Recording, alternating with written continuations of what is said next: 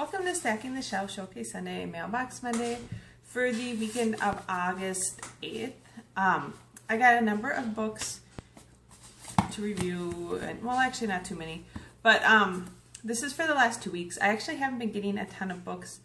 I have a lot of books to review for September and October, and so I'm kind of trying to work my way through that and not get so many new books, because I was getting kind of a backlog of review books. I had about 30 to review, down to like 22 now, and so hopefully over the next month or two I can get that taken care of. However, I did get a request from an independent publisher to review an audiobook for them, or not an independent publisher, an author, self-published author. And I don't do a lot of these because I've had a lot of variability in the quality of books I get from self-published type of authors.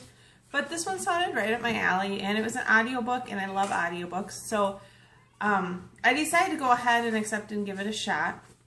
And this one is called Mirrors and Magic. It's the first book in the Clockwork Republic series, and it's supposed to be a steampunk fairy tale.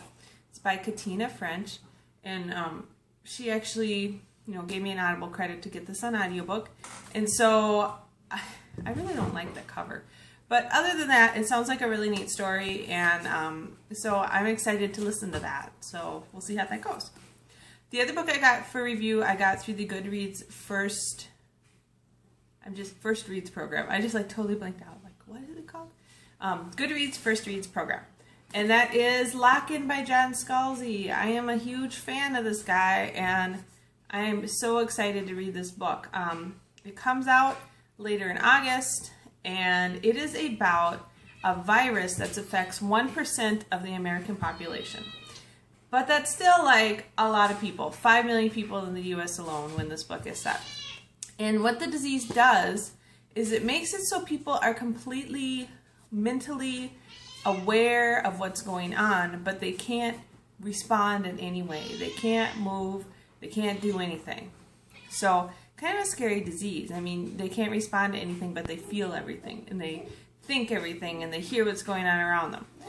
So it sounds like as time goes on, people learn to live with this, and they have people called integrators who will allow locked-in people to take over their bodies so that the locked-in person can go do stuff.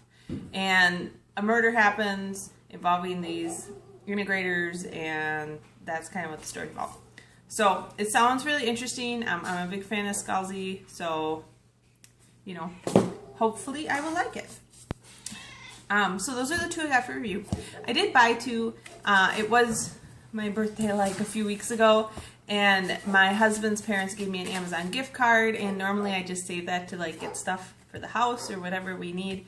But I decided to go ahead and use a little bit of that money and get myself a couple books that I've been wanting. So the first one I got was Viking Saga, Book 2. This is by Makoto Yukimura, and I probably murdered that name, but sorry. I did read Viking Saga, the first volume. I really liked it. It's kind of like an epic historical fantasy, all about, it's set back with Vikings and Norse, and when Leif, the great Viking explorer, when Leif Erikson was exploring and stuff like that. And I really like the first one. The artwork throughout is really, really well done, and it's very much this epic story, and I'm excited to read the second one. I think they're up to volume 6, and this is a big graphic novel. I think it's 500 or 600 pages, 450 pages, so I'm excited to read that. The second thing I bought is Bone Quest for the Spark, Book 2 by Tom Snagowski. I hope I said that right. I have read all the Bone series. I loved it. I have not started reading Quest for the Spark yet. I do have books 1 and 3, so I wanted to go ahead and get book 2 so that I'll have all 3 of them and I can just, read them. Again, this book is mostly writing, but it does have some, so it's mostly a chapter book with the occasional picture. So I've heard it's not as good as the original Bone graphic novel series, but I don't really care. I'm a big fan of it, so I'm going to read it anyways. Then I did get 2 books that I swapped through Paperback Swap this week. you know, I have been finally getting some wishes granted on there. It kind of comes and goes in spurts. The first one I got on Paperback Swap is The Unbecoming of Mara Dyer by Michelle Hodkin. I know that this book, when it came out, made a big splash, had a lot of publicity. I did want to read it, and it's supposed to be, I don't even remember what it's going to be about. It says, Mara Dyer doesn't think life can get any stranger than waking up in a hospital with no memory of how she got there, but it can. She believes there must be more to the accident she can't remember that killed her friends and mysteriously left her unharmed. She doesn't believe that after everything she's been through, she can fall in love, but she's wrong. So it sounds like it's kind of like a historical, like, mystery type of thing, but there's also some romance in there. It's a young adult novel. We'll see. You know, I've been wanting to read it. I love the cover on this one. So we'll see how that goes. Another one that's an urban fantasy that I have had on my wish list on Paperback Swap for quite a while is The Shadow Reader by Sandy Williams. I honestly haven't been reading quite as much urban fantasy as I used to. I'm reading, the problem is the series go on for a long time, like, 13, 20 books. And so I'm reading a lot of series. I think I'm reading like 80 different series right now. Not all of them are urban fantasy, but a big chunk of them are. So I just don't need a lot more urban fantasy in my life. I have a lot of that. But this is one that has been on my wish list for quite a while. And so I got the wish granted, and I thought I'd go ahead and accept it, get the book. This is the first in the Mackenzie Lewis series. It's another like Fae series, so like the little brief synopsis at the top says, some humans can see the Fae. Mackenzie Lewis can track them reading the shadows they leave behind. But some shadows lead to danger and other shadows lead to lies. So I really like urban fantasy novels about Fae. I thought I'd go ahead and give it a shot. So yeah, I hope it's good.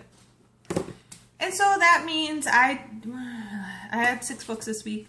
Actually for the last 2 weeks. I will not be doing a posting next week. We are actually going to Gen Con, which is a gaming convention in Indianapolis. I am hoping to meet some authors there. I'm trying to remember. There's a couple big authors that are coming. I know last year Brandon Sanderson was there. This year I believe Brahm is the featured. I think it's this year. I get the years confused. But I think Brahm is one of the featured writers, like authors this year. I also thought I saw like Kevin Hearn was going to be there. Anyways, I'll look at that. I'll report back on it. Mostly what we're going to be doing there is playing a lot of Dungeons & Dragons, Pathfinder, some Mammoth versions of board games like Mammoth Catan Jr., which is really fun to do with our kids. There'll be a lot of looking at games, buying stuff, all that wonderful kind of stuff. So we're going to be doing that next week, pretty much all week, Tuesday through Sunday. So I'll report on that when I get done with, when we come back and tell you guys what was cool and what was not cool. It's just really fun. They have now a big like anime section there, and they have tons of board games and just tons of stuff. And costume day is a hoot. My husband and I were going to try to make costumes this year because we did last year and we just never got around to it. But seeing some of the stuff people come up with is just amazing. So we have kind of our agenda of things we need to do. But I'm really excited about it. So I hope you guys have a good weekend and that you got lots of great books. As I said, I will not be talking to you next week. But hopefully the week after that, we'll be back to our normal posting. So have a great weekend. Talk to you later.